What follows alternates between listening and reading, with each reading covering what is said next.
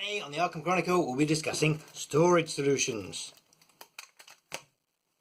Well, that was easy.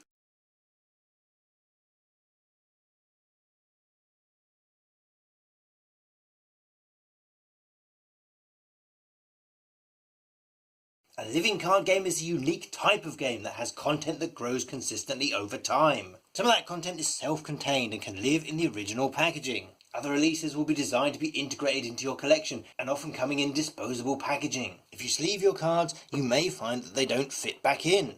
But just flip your insert over, like so, and you have much more room for sleeved cards. It will even fit the cards from a second core box and player cards from the Dunwich Legacy as well. If you remove the insert altogether, then there is much more room. You can keep your cards in Ziploc bags or sort them into groups using elastic bands. You can also keep them sorted using team bags. You don't have to seal them up, just tuck the flap in, like so. Unfortunately, you can't stand your card upright or even on their side without them protruding from the top of the box.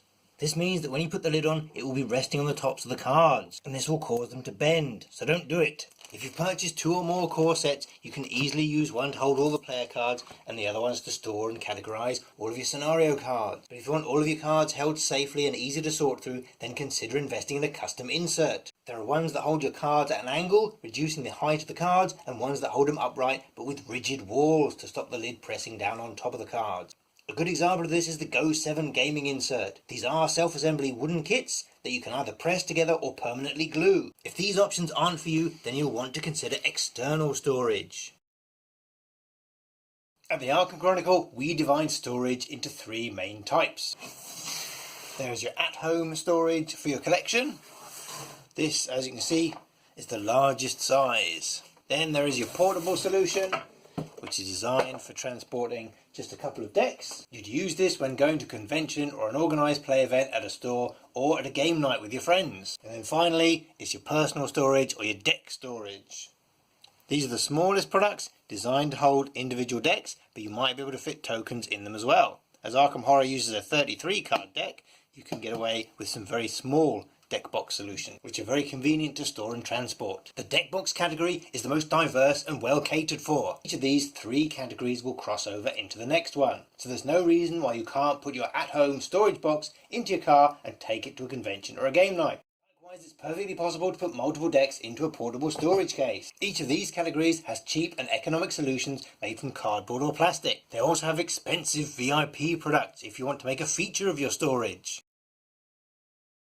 When looking at large-scale storage, you have 2 options. The first is the rigid box, which is great for bulk storage. If you bought 4 or 8 core sets and you need somewhere to put those duplicate act and agenda cards, then a big box with a lid where you can just shove them and forget about them is great. If you want to keep things together and don't need to pull out individual cards, then a box like this with appropriate dividers will do just fine. If you do want to constantly look through your cards and pull out individual cards, then this doesn't work so well. So you'll need something like an album. An album or a binder is a storage method where your cards are individually held in little plastic pockets. They can be either naked or in sleeves, and it's very easy to pull them in or out as and when you need them.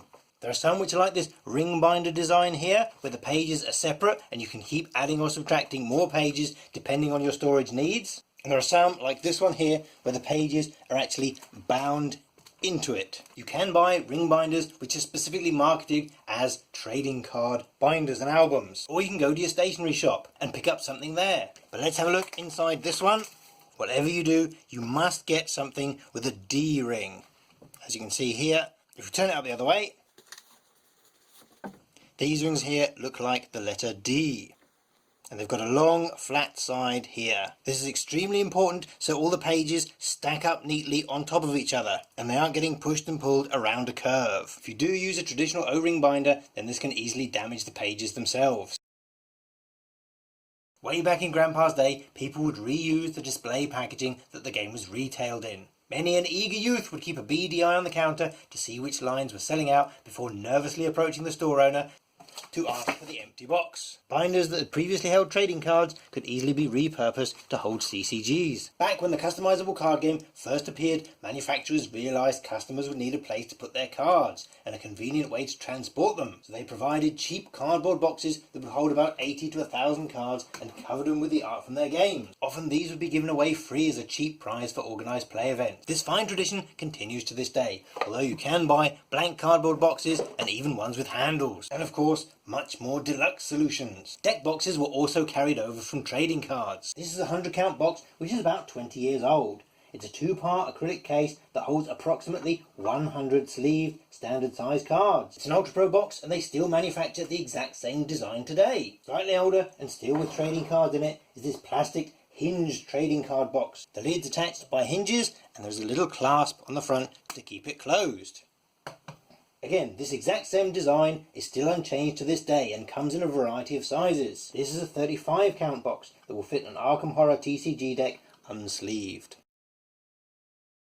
Arkham Horror TCG player, you are lucky for a number of reasons. The boxes that living card games come in are large, they're oversized and they're sturdy, which means you can put in more cards than they originally contained, unlike the tiny little deck boxes for a collectible card game. And while you may think your Dunwich Legacy box is flimsy, they're a thought for the poor CCG players, whose packaging is destroyed the moment it's opened. A living card game also has a fixed and predictable distribution, meaning that you don't end up with 20 copies of the common cards for every rare card you want. There are also less cards per player, because you can only include a maximum of 2 cards in your deck, as opposed to 4 like many collectible card games. Your collection can literally be half the size. Your decks themselves are also a lot smaller. You start with a single deck of 33 cards, as opposed to a pair of decks of 40 cards, or a deck of 60, 75, or even 100 cards. Because there are no secret foils or mythic rares, all of your cards have the same value, meaning there's no secondary market, so your cards are easily replaced. This means you can get away with a lot less sleeving. You don't need to triple sleeve your cards if they aren't worth $800. And because a living card game stays in print, you don't have to have backup copies of your valuable cards. And because this game is a recent entry into the card game market, you have plenty of predecessors who've been evolving storage solutions for decades. Longer even than that if you figure that collecting cards started in the 19th century.